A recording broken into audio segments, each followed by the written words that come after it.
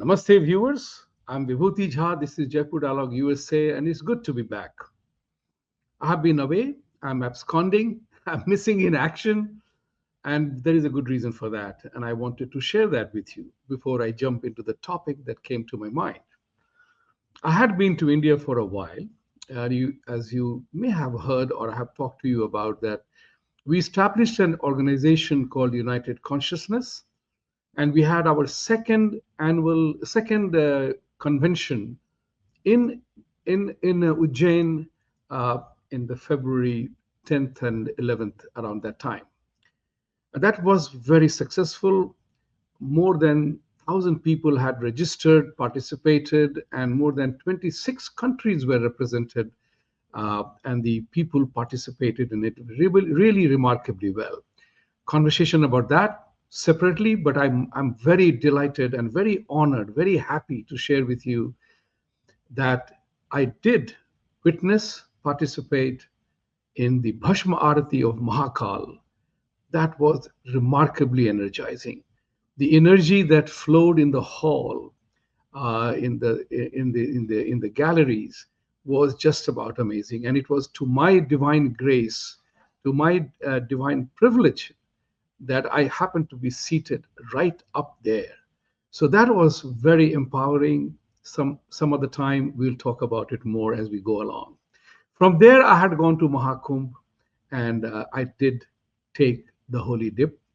So that was truly remarkable. And I was also very enthused to see that more than 670 million people participated in that 1 month event from all over the world. Of course, mostly Indians, mostly Hindus from India, but there were many people who came from overseas. That was truly remarkable. As somebody told me, a senior government official friend told me that what was remarkable about this Mahakumbh was that 670 million people came, rubbing shoulder to shoulder, spending money, and going through the process without any murmur, without any frustration, without any anger, without any jig, to tell you that. But they all were there peacefully. There was one incident in which some people died. The matter is being investigated, and I'm sure the truth will come out. But what was important was that I know people, pretty wealthy ones. I'm not talking about Ambani. I'm talking about pretty wealthy people from many parts of the country came and joined the entire Mela, entire Kumbh in utmost devotion. There was no separate ghat for Brahmins, Kshatriyas, Vaishyas, Shudras, or Doms or Chamars. None whatsoever. Everybody took the dip in the holy Sangam, and that was truly a renaissance, in my opinion. That was truly remarkable, and that was one hell of a brilliant sign, to use the American slang, of Hindu unity in play. That we will talk more about it. But there were so many things that were happening, and I'm here today to talk about a thought that came to my mind, something that you are familiar with when I talk about on my shows, that India and United States are the world's two most prominent democracies. Prominent both in reference to their size, prominent with reference to their diversity, prominence with reference to everything that freedom can give you. And the thought came to my mind because in 2020, after Trump lost the election or declared loser, there was one very significant thought that came to my mind, and I shared that with the audience of Jaipur Dialogue in my conversation with Sanjay Dikshit ji, that the caravan of woke army, caravan of toolkit operators, after defeating Trump, will hit India because they have to defeat Modi now. Because India is the one country that is standing in the way of the woke army. Who is the woke army? You know it. That has been very aptly defined as the people of the Marxist, leftist, extreme liberals, socialists, Islamists, and allow others to join. And I add Khalistanis to that, however, they may be tiny segment of the whole thing. But they are also helped and abated by cynical, villainous billionaires. These people have come to one conclusion, that if United States and India can be defeated, if the right wing stand taken by Prime Minister Modi, who is definitely right of center, although his game is very different than Mr. Trump's, but as we have talked about many times, Mr. Trump and Modi have similar agenda. The two elements that they join on, regardless of whatever political small time differences may be, is terrorism, immigration, and making their country great. It was evident from their meeting that happened to support each other's economies and trade relationships. If you remember, I have often said here that India needs to focus on expanding its trade relationships with America. Remember, of the top 10 trading partners, India today ranks as 10th, below Vietnam, below Ireland, below a couple of other countries. So it is important for India to reach in the top three, where Mexico is the largest at 440 billion, China is next at 404 billion, and Canada is 390 billion. There is an opportunity here, and I had hoped that Mr. Modi, when he meets with Trump, they will talk about how to enhance the trade relationship between India and the US that will allow the relationship to flourish beyond the talk of strategic ally or natural partners, beyond these word plays. So the point is very simple. The enemies, the woke army, has understood that democracy has its weakness. Its biggest strength is being used as the weakness of democracy, which is what I have often called, that is the fault line of democracy. Freedom is being used as the fault line of democracy. Why is it important to bear in mind? So think about it. Both these countries today are trying to tackle with similar problems, kind of same problems. The extremism of Islam, the extremism of the left, that they demand freedom for everything they do. If they don't get that freedom, then they tell you, beat them on the head. You heard about that. I'm not going to name names, but a Congress lady, she's a black lady. She openly talked about the fact that Trump and his supporters, Musk and others, or senators, Republican senators, must be thumped on their head. Imagine if a Hindu in India had said a similar thing about any other group of people. Imagine if what you call if a Republican had said something like this here, there would be what we in Hindi call bavandar. For English, I would say that would have been a mayhem by the left. Another example, it's very important to bear in mind that when they talk about freedom, freedom for me, not for thee. That's the motive. And that's what is important for us to bear in mind, that they are coming after the system and the process.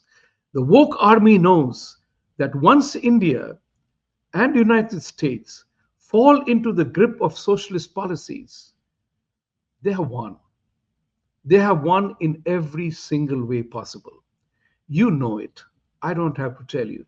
The Democrats in America are wedded to leftist ideologies, extreme leftist ideology. Look at AOC, look at Bernie Sanders. Sometimes the thought comes to my mind, why do the socialists, Marxists, and all these kind of people choose to live in the richest country or the freest country of the world, but they would not go and live in countries that practice socialism? I would want to ask AOC and Bernie Sanders, why don't you choose to go back and live in Russia, where all your idealism of equity and equality will be fulfilled? But they won't. They would rather become millionaires here and blame the millionaires for them being a millionaire. You realize that? Same is the situation in India. The Congress Party, and it's a very interesting thing that the Congress Party in India and the Democrats in America, They are chanting the same gospels. I won't say mantra. They all say they are chanting the same gospels. They are chanting the same gospels of equity and equality, not realizing that we Hindu individuals and we the people are essentially different, whether you believe in evolution or you believe in God's given world. God made me a Hindu. God gave me my chemical composition that I lost hair. So can I blame him for that? Can I say that if I become Christian, I will get hair grown back again? Or if I become a Muslim, my beard will go black again? Those things don't happen. So this is where it is important for all of us to bear in mind. Modi and Trump are the last bastions of the right or the policies that are right. And if these two people are brought down by any measure possible, you are going to see, you're all going to speak communism as the next stage of your life and growth. There will be no America. Without America and India, there will be no individual enterprise. There will be no freedom. As we know, Europe has already fallen. Europe's condition is remarkably bad. That EU chief, along with 23 commissioners, remember that, not elected representatives, along with 23 commissioners came to talk to India, Modi, because India is their old ally. Only a few days ago, they were cursing India and blaming India for human rights violations. But when it came to free trade agreement, they were all harping, oh, India is our friend. Now, India is in a very remarkably positively placed position because of the market size, the amazing leadership of Prime Minister Modi. You and I may not agree on everything that he does in the same manner, but disagreements aside, the man has brought significant prosperity to India. So much so that I saw the social media post that between 2014 and 2025 now, India has grown from $2.4 trillion to $4.3 trillion. It's almost a 100% increase, if not exactly. That is important. What is Mr. Trump trying to do here? He has brought in the concept of efficiency and effectiveness of government. And he's saying that wherever government is not working efficiently or effectively, let's cut it down. Now, why is that essential? Because of the American policy of, and I'm not saying that they were right all the time, but what was once your strength, the dollar, the reserve currency of the world, it is not looking like one. And that's the dangerous part. America can no longer afford to print notes and get away with it. That era is over. Because of the excessive sanctions and asset seizures around the world, you are now witnessing people going back to the famous old saying, you don't keep all your eggs in the same basket. So now people are looking at placing their assets in different currencies and different countries. Because if I keep my assets in Australian dollar, maybe it is sitting there, but at least America will not seize my assets or Mongolian currency or any other currency. People are now resorting to moving away from dollar as a trade and payment settlement mechanism, primarily because you and I can do a settlement program which may not have to involve dollar at all. So this is what is happening. De-dollarization doesn't mean dollars evaporation. It means there will be alternate payments and settlement mechanisms will come for trade. That's as simple as that. And to that end, dollar's primacy or percentage share will definitely go down. What impact it will have on American economy, it will be seen. It will be seen later. But what is important is that Mr. Trump is resorting to, there is a thing called extreme fat loss program. Those of you who are not familiar with that, let me tell you what it means. The extreme fat loss program is a 5 day regimen. Okay, you start with your full meal, your cheat day, as it is called. Eat as everything that you were doing. That is the first day. The second day, you go complete water day. It's complete water day. You eat nothing at all, not even grass. Let me put it that way. It is in total water day, 24 hours. The third day is soup and liquid day, where you have soup, fruit juices, and things like that. The fourth day, you can have some carb and a little bit of a soup, a sandwich or something like that. And back to the fifth day, that's called a cheat day, where you go and fulfill your desires. That's called an extreme weight loss program. And believe it or not, it works. It's very tough in the beginning. Imagine 2 days literally going on liquid diet or one day just water.